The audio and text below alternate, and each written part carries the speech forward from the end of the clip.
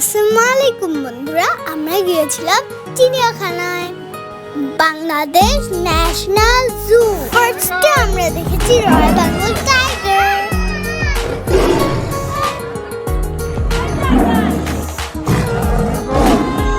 তারপর আমরা দেখেছি ভাল্লুক। ভাল্লুকগুলো অনেক দুষ্টামি করছিল। এরপর আমরা দেখেছি উট পাখি। আমরা কি দেখেছি বলতো? ময়ূর।